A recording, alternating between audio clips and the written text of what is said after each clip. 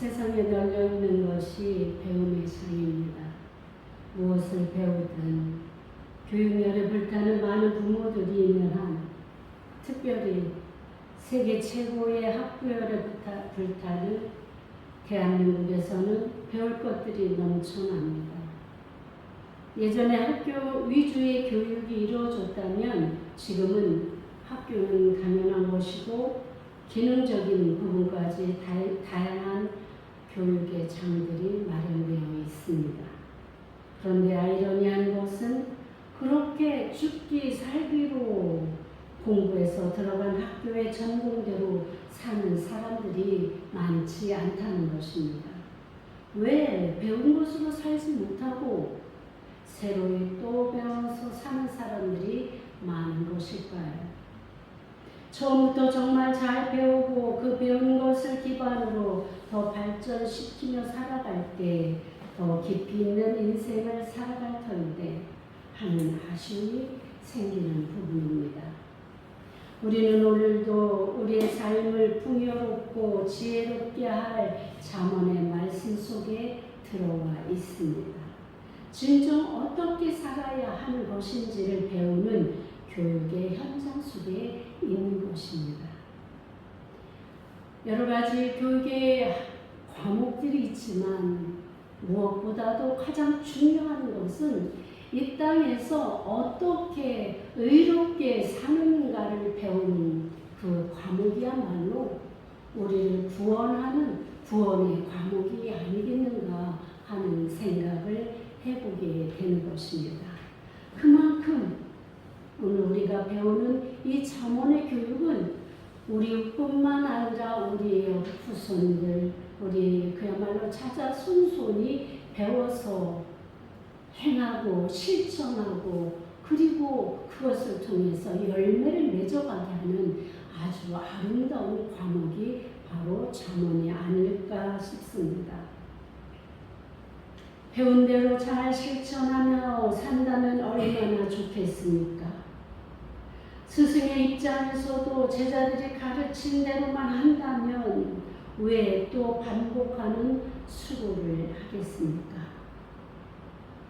돌이켜보면 매번 그 교훈이 그 교훈처럼 들려져서 자칫 건넘기 쉬운 말씀들로 반복되지만 왜 같은 교훈이 반복되고 있는지를 생각해 보면 결국은 우리가 배운 대로 살지 못하고 있다는 이유가 있지 않겠습니까? 반복의 필요성을 없앨 수만 있다면 이 또한 얼마나 많은 시간과 에너지를 절약할 수 있겠습니까? 그런데 우리가 그렇게 살지 못하니 우리는 피차 이 번거로운 반복을 할 수밖에 없는 것입니다. 왜냐하면 우리의 자녀들이 바르고 지혜로운 삶을 살게 하기 위한 것입니다. 오늘 우리가 살펴보고 있는 이 12장은 개인의 의뿐만 아니라 이 개인의 의를 공동체 안에서 어떻게 이뤄가며 사느냐, 그것에 따라서 악인과 의인이 판명되는 기준으로 삼고 있다는 것을 우리가 기억해야 될 것입니다. 그 교훈 중에서 13절과 14절은 바로 언어 생활에 관한 주제를 가지고 있습니다. 이 맥락은 12절 하반절에 있는 그 뿌리로부터 찾아보는 것이 맞습니다. 의인의 뿌리와 악인의 뿌리로부터 얻어지는 열매를 통해서 악인인지 의인인지 분별한다고 이야기하고 있습니다. 의인은 그야말로 선한 마음의 뿌리로 말미암아서 환난에서조차 구원을 얻게 되지만 악인은 그 마음의 뿌리가 악하여서 열매가 악한 열매를 맺게 되고 그 악한 열매로 인해서 자기의 인생이 그물에 걸려 넘어지는 것처럼 자기 스스로가 걸려 넘어지게 된다라는 그런 말씀을 하고 있는 것입니다. 그러니 14절에서 입의 열매와 선한 뿌리로부터 마음에서 선한 말과 행동이 나오게 되어 온전한 사람으로 성숙시켜 나가게 한다는 것입니다. 지난주 우리가 말씀을 나눈 것처럼 선한 생각이, 선한 마음의 결단을 통해서 선한 행동을 하게 되고 선한 말을 하면서 아름다운 열매를 맺게 되고 그 열매로 말미암아서 그 인생이 복되고 부귀하고 성공하는 삶을 살아가게 된다라고 말씀을 나누었습니다. 그 연장선상에서 오늘 이 주어지는 이 거짓 입술에 대한 이야기들은 우리가 심각하게 생각해 보아야 할 항목이 되는 것입니다. 우리는 너무나 말을 하는데 아무 생각 없이 거침없이 이 속에서 나오는 생각되어진 대로, 마음에서 결단되어진 대로 악한 사람은 악한 생각, 악한 마음, 악한 말이 쏟아지게 된다는 이 도식이 도출되고 있다는 것을 깨닫게 되시길 바랍니다. 그러니까 우리가 이 선한 생각을 하고 선한 마음을 먹고 선한 말을 하는 것, 이것이야말로 우리가 의인이라는 증거라는 거예요. 쉽게 이야기해서. 다시 이야기하면 우리의 생각이 악하고 우리의 마음이 악하고 이 악한 마음에서 악한 말을 쏟게 되면 우리는 결국은 악인이 된다라는 결론에 도달하게 되는 것입니다. 그러니 우리의 입술의 열매가 얼마나 중요한지 하나님께서는 우리의 입술의 열매를 짓는 분이시라고 스스로 말씀하셨습니다. 그러니까 우리가 말하는 대로 내가 너희에게 행하겠다라고 그렇게 말씀하십니다.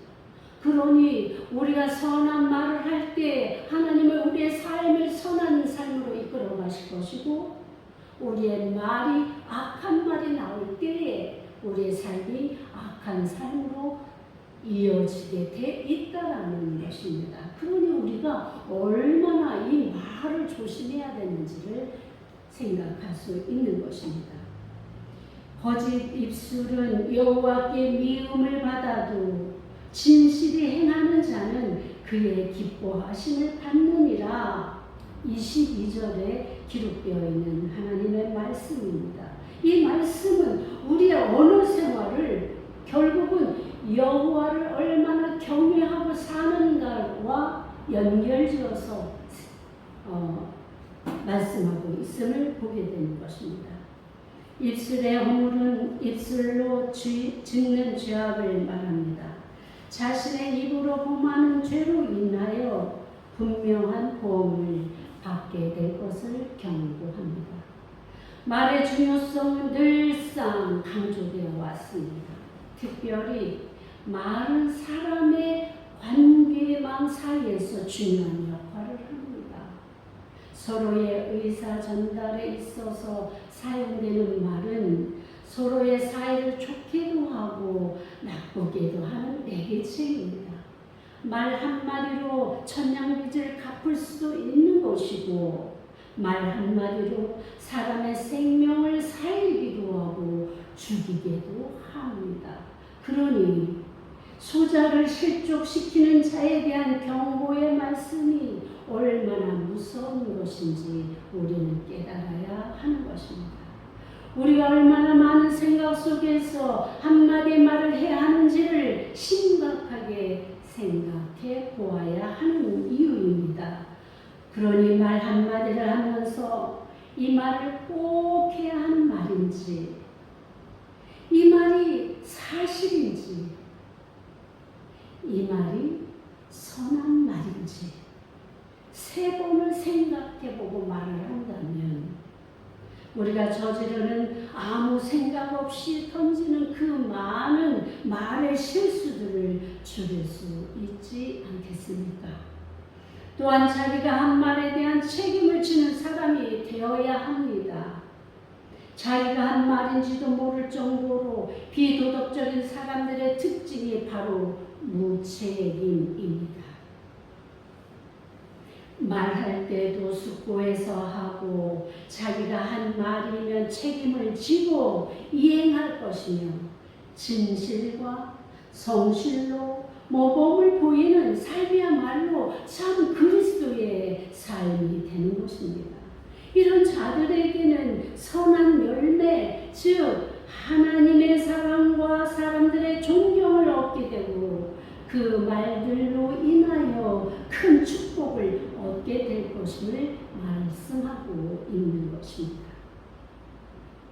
솔로몬이 살면서 터득된 이 지혜와 명철로 결론 내려진 것이 어떤 언어 생활을 하는가에 따라서 그 사람의 삶의 결말이 달라진다라는 결론을 내리고 있는 것입니다.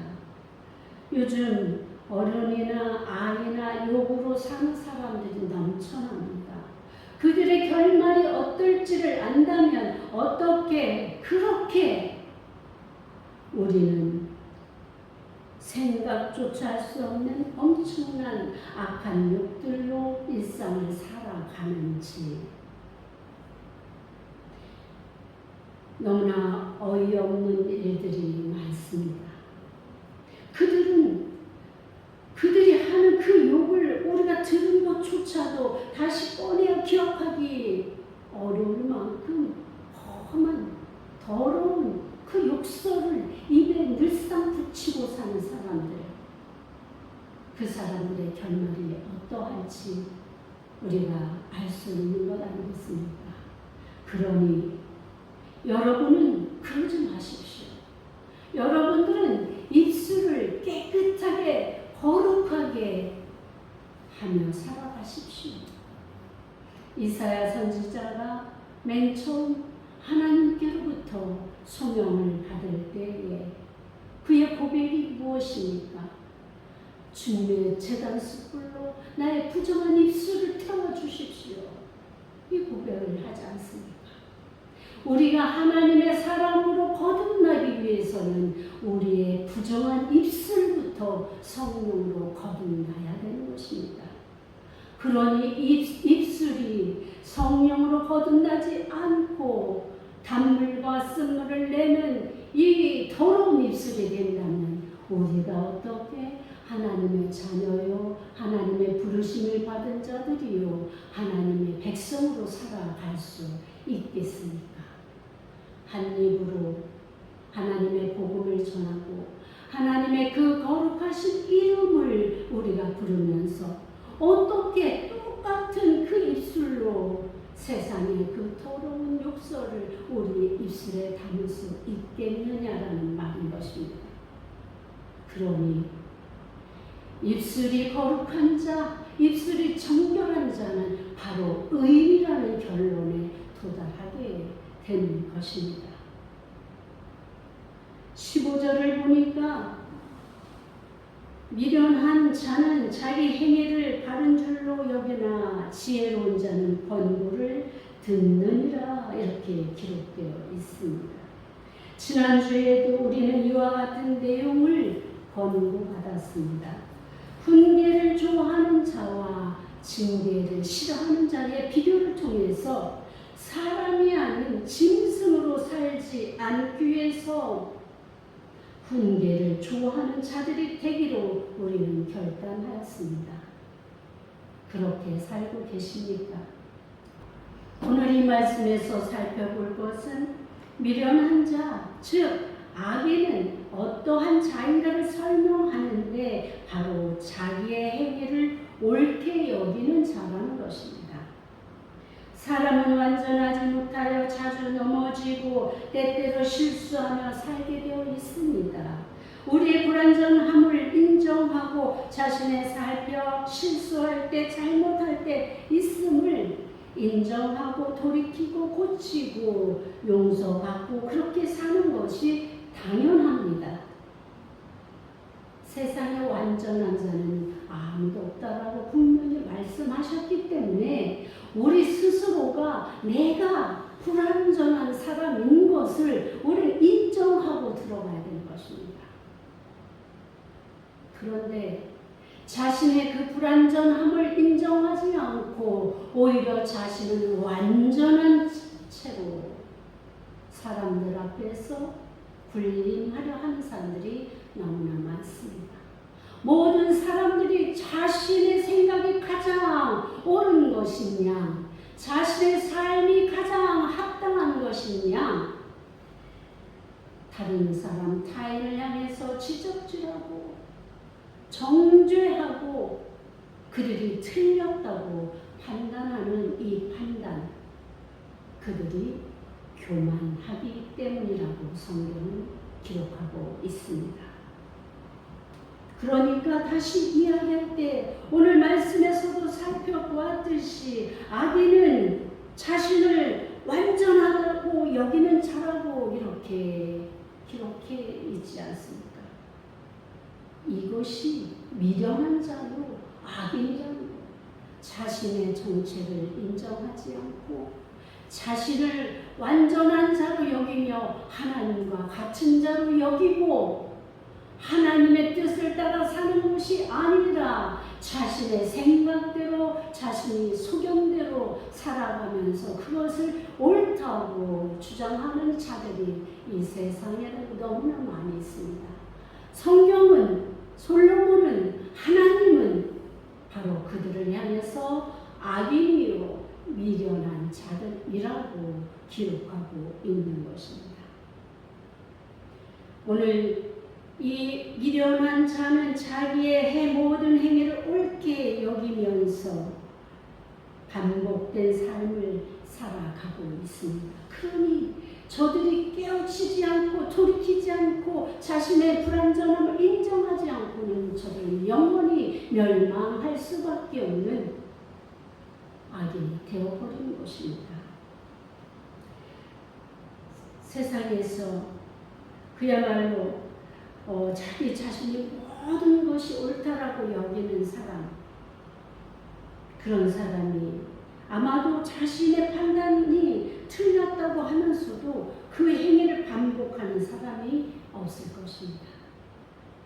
그런 사람이 있다면 아무런 판단을 하지 못하는 어린 아이라든지 아이에 전응하든지 어쩌면 악한 사단에게 미혹당한 사람이 아닐까요?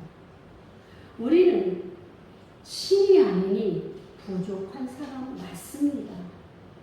맞습니까? 아멘입니다.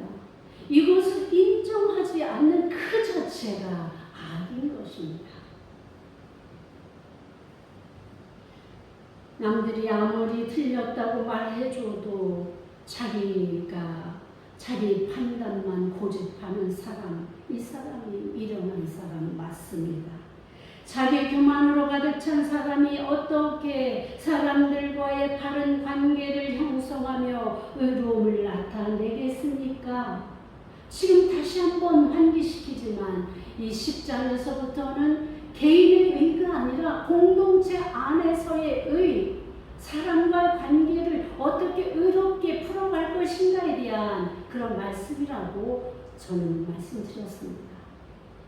성령에서 그것을 우리에게 요구하고 있는 것입니다. 그런 측면에서 바로 지금 이 자기만 옳다고 여기는 이 사람은 다른 사람들과 관계할 수가 없는 거예요.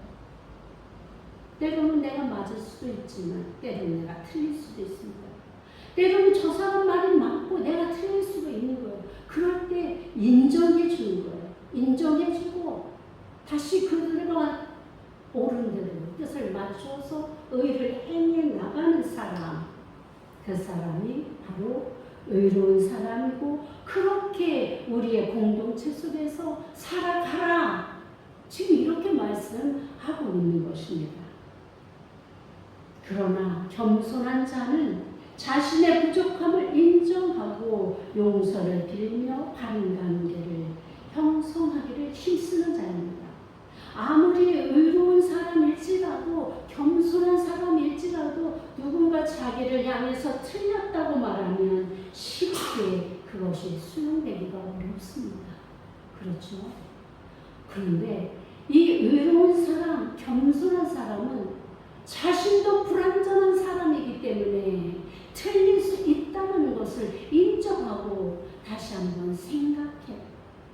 그리고 바른 판단을 내릴 수 있는 여지를 갖게 되는 것입니다. 그러니 관계가 나빠질 일이 없는 것이지요. 좋은 관계를 형성해 나갈 수밖에 없는 그런 삶이 되는 것입니다. 자기 행위를 옳게 여기는 자, 징계를 싫어하는 자들은 바로 우리 귀에 거슬리는 말들이 들려올 때 즉각적으로 반사를 합니다. 어쩌면 그렇게 빨리도 반사를 하는지 자기 자신을 완전히 방어하는 그 행동은 그 어느 때보다도 빠르게 진행됩니다. 그러나 성경은 노하기를 더디하라 이렇게 말씀합니다. 이 안에서 우리 마음 안에서 풍겨져 나오는 이 노를 더디 품는 자가 의인이다 이런 말인 것입니다.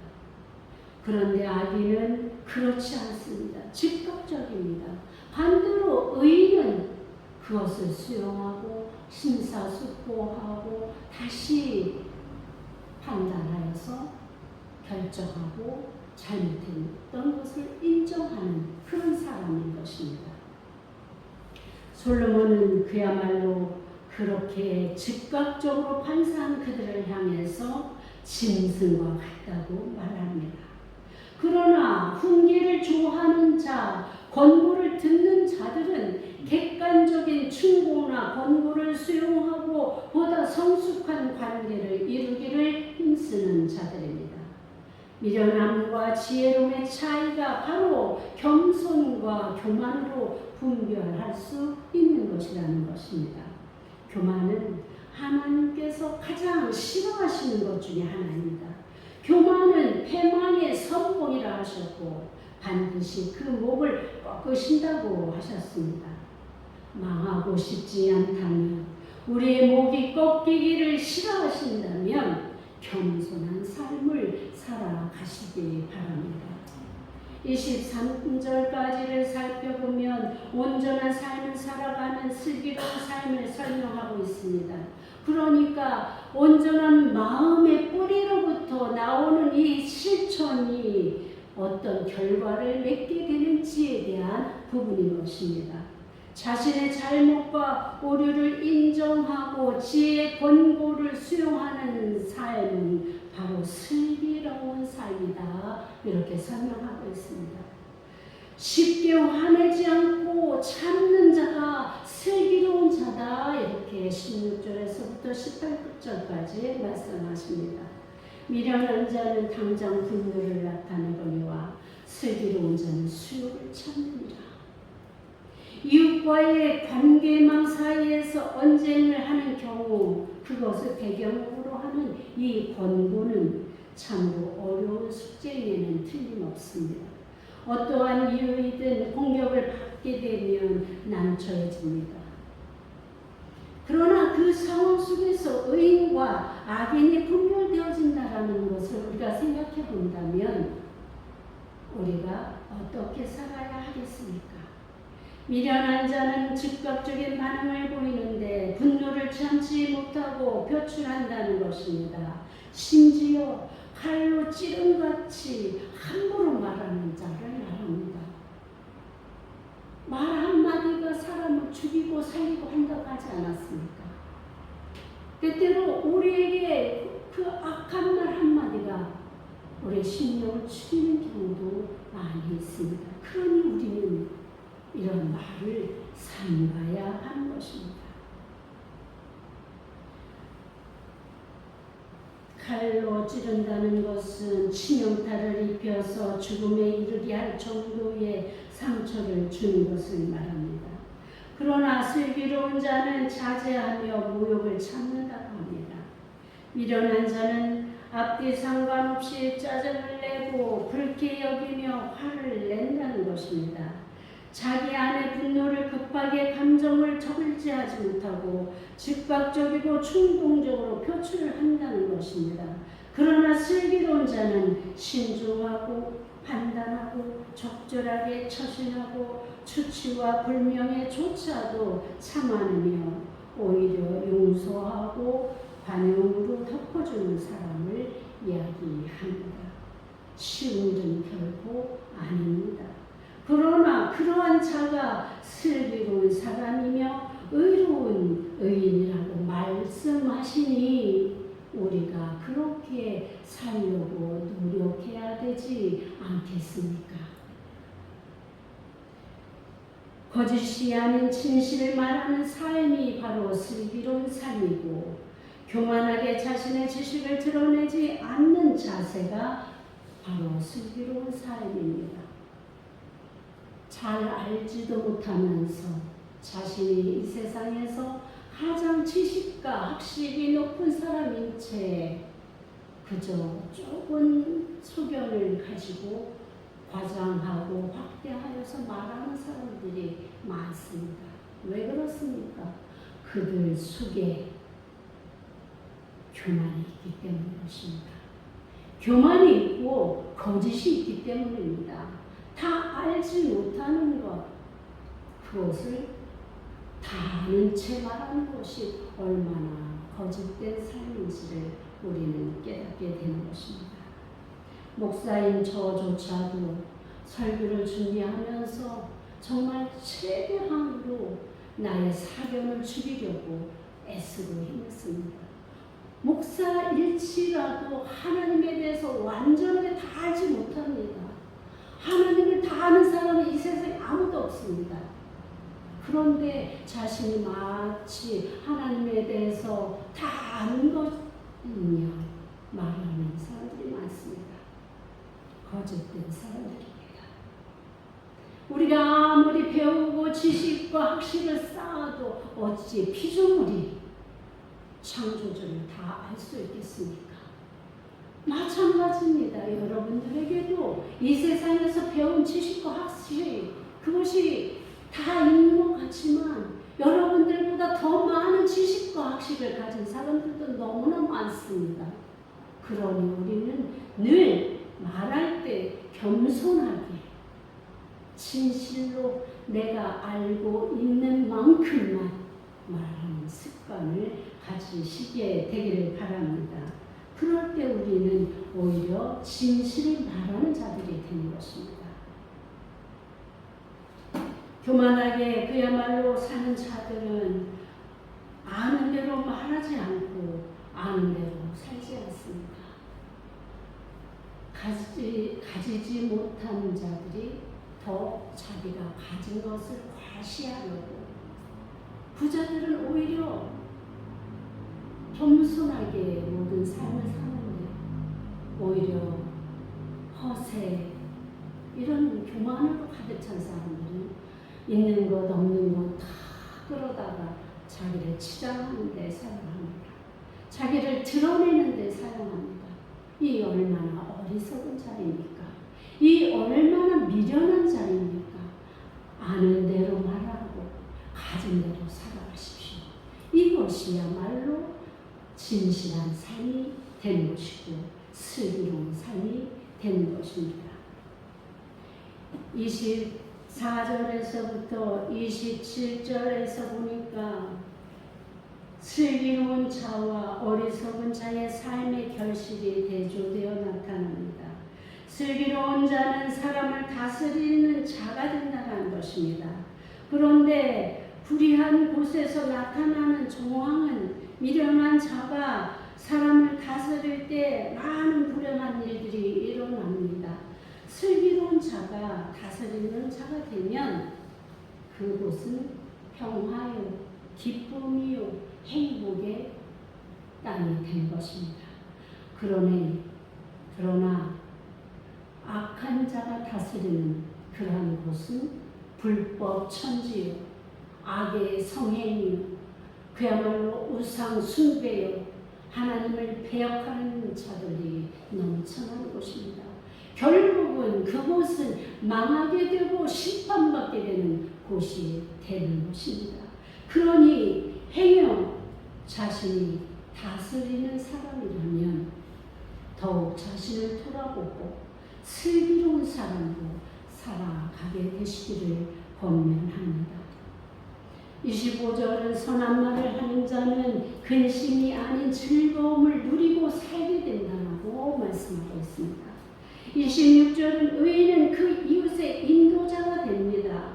정말 바른 말을 하고 바른 행동을 살고 있는 자는 사람들이 따라가게 있어요. 아니, 그것이 정상입니다. 그런데 요즘은 어떻습니까? 악인이 인도하는 대로 따라가는 사람들도 너무나 많다는 것이 놀라운 일입니다. 그렇게 분별하지 못합니까?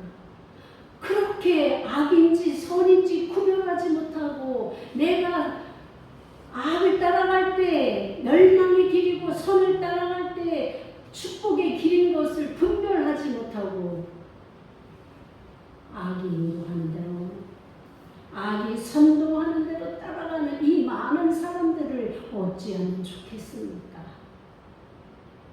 우리가 정말 이 땅을 살아가면서 저희 세대만 해도 앞에서 말씀드린 것처럼 의인을 따르는 것이 당연하고 정상이라고 여겨봤습니다. 그러나 오늘 지금 살고 있는 이 시대는 그 시대가 아닙니다. 악인이 선동하는 대로 무분별하게 그쳐 따라가서 같이 악을 행하고 악한 나라를 만들고 악한 사회를 만들고 악한 결국을 저들은 바라보며 나가고 있는 안타까운 현실을 보게 됩니다. 우리는 선한 삶, 슬기로운 삶을 살아가라고 명령받은 우리는 어떻게 해야 하겠습니까? 바로 그러기에 하나님께서는 우리에게 빛이 되어 그 어둠을 몰아내라고 말씀하고 있습니다. 소금이 되어서 이 부패한 세상을 더 이상 부패하지 않도록 그리스도인의 맛을 낼 수 있는 그 역할을 감당하라고 우리에게 명령하고 있습니다. 그야말로 우리가 할 수 있는 한 우리가 행동으로 실천으로 할 수 있는 한 어떤 것들이 있을까요? 우리가 할 수 있는 것이 먼저 우리가 모범된 삶을 살아가는 것입니다. 안 믿는 사람들이 악한 사람들이 보기에도 진짜 저 사람은 하나님의 사람이구나, 진짜 저 사람이야말로 진짜 그리스도인이구나, 이렇게 인정할 만한 삶을 살아가야 되는 것입니다. 그러할 때 저들이 보고 하나님께로 돌아오게 되는 것입니다. 초대교회의 그 역사가 바로 증명하고 있지 않습니까? 믿지 않던 사람들이 예수님을 따르는 그 제자들의 삶을 보면서 날마다 하나님께 돌아오는 자의 수가 더하더라. 역사가 증명하고 있는 것입니다. 그러니 우리가 그렇게 살아야 하는 것입니다.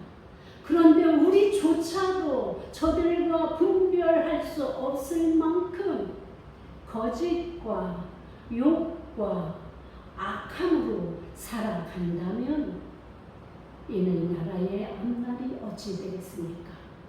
우리 자손들의 앞날이 어찌 되겠습니까? 우리는 징계받고 심판받는 그 자리에 우리 모든 후손들을 넘겨줄 수밖에 없게 되는 것입니다. 그러니 오늘부터, 내일부터가 아니라 오늘부터 우리가 그렇게 살아갑시다. 하나님의 말씀을 배운 대로 정직하게 살아라 하면 거짓없이 정직하게 살고, 입술에 부정한 것을 담지 말라 하면 우리 입술을 거룩하게 깨끗하게 그렇게 말하며 복음을 전하는 입술로 살아. 하나하나가 우리가 배운 것이, 그동안 배운 것이 얼마나 많습니까? 몰라서 못하시는 거 아니잖아요. 우리가 다 배웠지만 우리가 그것을 조차하지 않는 이유가 어디 있습니까? 그만큼 우리도 그들에게 가까이 가고 있다는 증거가 아니겠습니까? 이제 여러분들에게 권면합니다. 돌아오십시오. 돌이키십시오. 우리는 바로 하나님의 말씀으로, 하나님의 품 안으로 돌아오고 돌이키고, 그래서 그 말씀대로 살아가십시다. 그렇게 될 때 이 나라에 소망이 있는 것이고 우리의 삶에 소망이 있는 것입니다. 28절은 그야말로 12장의 결론입니다. 의인의 삶은 생명이요 악인의 삶은 사망으로 결론을 내립니다. 앞절에서 우리가 살펴보았듯이 의인으로 사는 자, 슬기로운 자들, 그 삶, 결국은 그들이 복을 누리고 살 수 있는 이 일에는 부지런함이 필수적으로 개입이 되어 있다는 것입니다. 날마다 먹을 것이 없어서 곰핍하게 이렇게 어려움에 겪은 사람들이 있습니다. 그런데 여러분, 그들의 삶을 자세히 들어보다 보면 그들의 삶에서 답이 나옵니다. 물론 지금 병중에 있거나 선천적으로 어려움을 갖고 태어났거나 이런 경우는 어쩔 수 없습니다. 그러지 않고 육신이 건강한데도 곰핍하다면 그들의 삶이 잘못된 것입니다. 여기서 나온 말씀을 보니까 27절에 게으른 자는 먹을 것을 사냥해 놓고서도 그것을 굽는 것이 귀찮아서 굽지 않아서 먹지 못한다라고 이렇게 기록되어 있습니다. 얼마나 게으른 자면 그렇습니다. 부지런한 자가 부를 이룬다고 분명히 말씀합니다. 이 말씀을 잠언의 가르침은 바로 아는 지식에 그치지 말고 반드시 실천적 행동으로 살아갈 것을 전하는 것이 핵심입니다.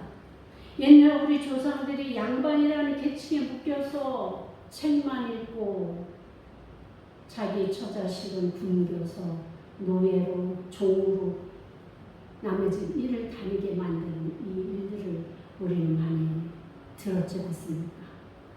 바로 이런 자들 얼마나 미련한 삶이었음을 알게 된 것입니다.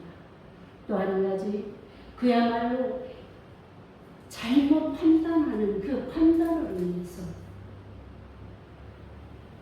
잘못 살아갈 때 그 삶이 빈곤해질 수밖에 없는 것입니다. 이제 우리는 의인의 걷는 그 길, 공의로운 길 향해 나아가야 됩니다. 그 길은 올바른 판단과 질서에 부합한 삶으로 나아간다고 이야기하고 있습니다. 지혜를 얻어서 그 길로 사는 자에게 주어지는 열매는 재물의 풍족한 삶이라 이렇게 연결되고 있습니다. 이는 나를 사랑하는 자가 재물을 얻어서 그 곳간에 채우게 하려 함이라. 잠언 8장 21절 말씀입니다. 하나님을 가까이 하는 자, 하나님을 사랑하는 자, 그들에게 주님은 재물을 주시겠다라고 약속하셨습니다. 다시 말하면 공의로운 길에서 얻는 생명은 부귀를 누리는 삶이라는 것입니다. 이것은 단지 물질 위주의 삶이 복이라는 한계 안에 가둘 것이 아니라 구약의 세계관이 영과 육의 통합의 사고체계였음을 기억한다면 진정한 생명을 누리는 것은 영적인 의미뿐만 아니라 현실적인 의미에서도 결핍이 없는 삶을 말하고 있는 것입니다. 하나님의 형상을 따라 지음받은 인간에게 잠언은 영육 통합의 진정한 구원의 길로 인도하고 있다고 볼 수 있습니다. 마음의 태도가 삶 속에서 구체적으로 어떻게 실천하는가를 뿌리되는 마음에서부터 시작된다고 본 12장은 심은 대로 거둔다는 창조 신학의 근거를 두고 있음을 보게 됩니다. 마음의 상태가 입과 행동과 이렇게 어떻게 이것을 구현하는지를 설명하고 있습니다. 마음이 삶의 열매와 직결되어 있기에 선하고 의로운 마음가짐을 강조하고 있는 것입니다. 사랑하는 성도 여러분, 여러분의 마음은 선합니까? 악합니까? 우리가 그동안 살면서 배운 많은 것들이 있습니다. 어떤 부모나 스승이 악하게 살라고 가르치겠습니까? 배운 대로 살아가십시오. 선하고 의롭게 공의를 실천하며 진실을 말하며 그렇게 살아가십시오. 우리 백석대학교를 지나다 보면 진리가 너희를 자유케 하리라 라는 말씀을 볼 수 있습니다. 배워서 알아진 그 진리, 그 지혜로 세상에서 실천하며 살아가십시오. 그러면 우리가 주 안에서 자유로운 행복한 그 축복의 삶을 누리고 살 수 있게 될 것입니다. 결국은 우리에게 주어질 영육간의 생명을 얻는 축복의 그 길이 우리의 것이 될 것입니다. 이 축복을 다 받아서 누리게 되시길 예수님의 이름으로 축복합니다. 기도하십시다. 아버지 하나님, 오늘의 교훈의 말씀을 통해서도 우리는 너무나 귀한 것을 깨닫습니다. 우리가 너무 많은 것들을 배워서 우리 머릿속에는 꽉 차여 있지만 머리에서 끝나고 마음으로 가지 못하고 마음으로 갔을지라도 그것이 다시 우리의 삶에서 나오지 못했기 때문 아니겠습니까? 하나님, 이제 우리는 우리가 배운 주님의 그 진리의 말씀을 우리가 마음에서 결단하고 우리의 입술과 우리의 행함을 통해서 실천하고 실현시켜서 주님의 복된 나라를, 우리의 복된 삶을 꾸려나갈 수 있는 그러한 복된 자녀들로 인도하여 주시옵소서. 예수님의 이름으로 감사하며 기도하였습니다. 아멘.